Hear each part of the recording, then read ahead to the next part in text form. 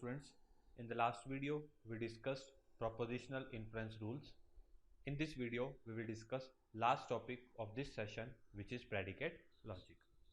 Before moving to predicate logic, we should know that what is the limitation of propositional logic. Consider the statements. First, every COE student must study discrete mathematics. Second, Deepak is a COE student. So from these two statements, we can say that Deepak must study discrete mathematics. But we are not able to express these statements using propositional logic. Now consider the second case. If we have statements like, if Deepak is a COE student, he must study discrete mathematics. Second, Deepak is a COE student, so Deepak must study discrete mathematics. We can express these statements using propositional logic, but we are not able to express these statements. Why? Because there is a quantifier which is every. So for representing such scenarios, we have to use predicate logic. Now what is predicate? A predicate is a statement that contains variables and that may be true or false depending on the values of these variables. For example, if we say p of x is equal to x square is greater than x, it is a predicate. Now there is a term called as domain of a predicate variable. What is it? It is the collection of all possible values that the variable may take. For example, domain of x in p of x is integer, because x can be any integer. Predicate logic is an extension of propositional logic. Why?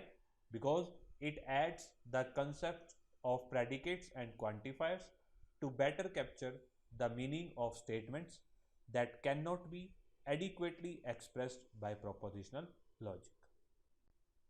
Let us take one predicate, p of xy is equal to x greater than y. What is its domain? Domain is integers, because x and y both are integers. So if I say p of 4 3, then its truth value is true, because it means 4 greater than 3, which is true. But if I say p of 1 2, its truth value is false, because 1 is not greater than 2. So in general, p of xy is not equal to p of yx. We have already discussed that in predicate logic we have quantifiers. So there are two types of quantifiers in predicate logic. First, universal quantifier. Second, existential quantifier.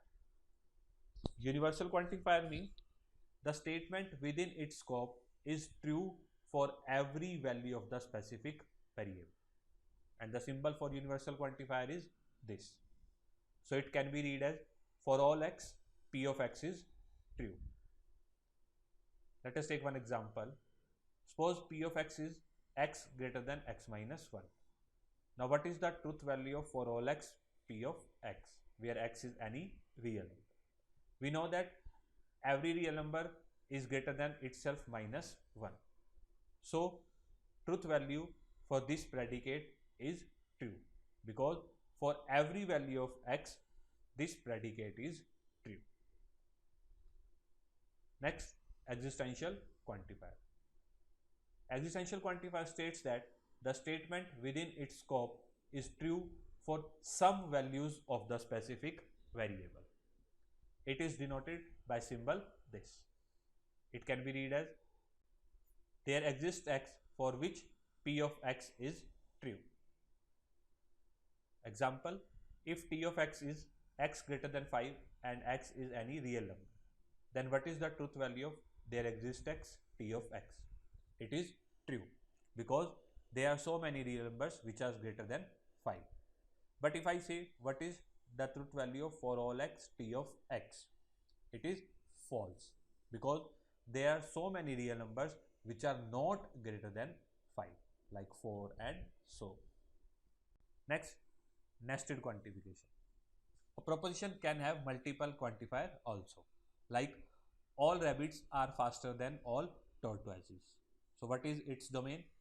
R, where R is the set of rabbits, and T is the set of tortoises.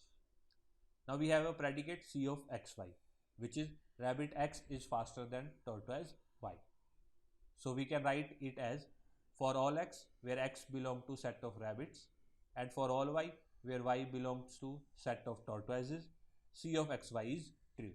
That is rabbit x is faster than tortoise y, because it is true for all x and for all y. Similarly, we can write in words also.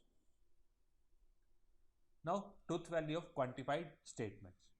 If we have for all x which belongs to D, where D is the domain of variable x, P of x is true.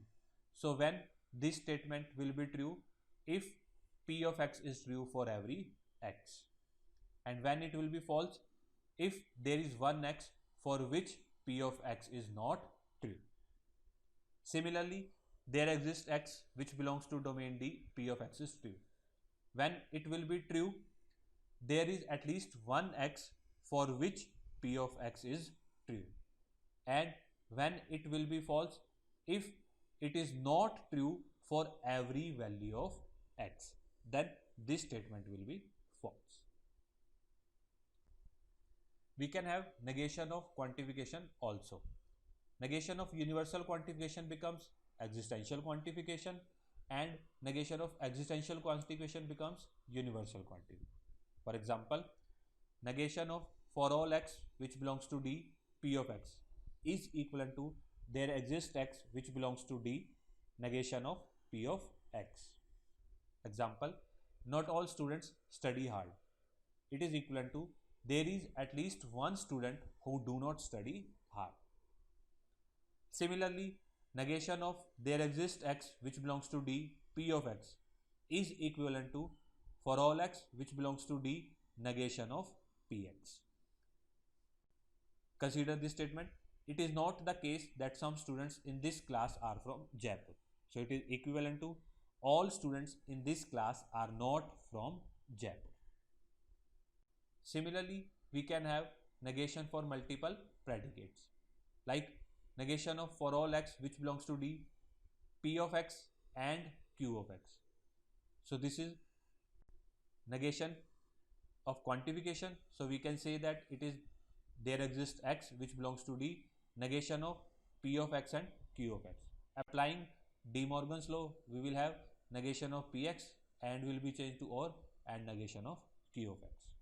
Example, not all students in this class are using Facebook and also Google Plus. So it is equivalent to there is some, means at least one student in this class who is not using Facebook or not using Google Plus or maybe using neither. So this ends our current session, which is basic logic. In this session, we have discussed these topics in first 3 videos, which were propositional logic, logical connectives, truth tables. Then we discussed logical equivalence in the next video, then normal forms, and then propositional inference rules. In this video, we have discussed predicate logic. So this ends our session of basic logic. In the next session, we will start with a new topic, that is proof techniques. Thank you.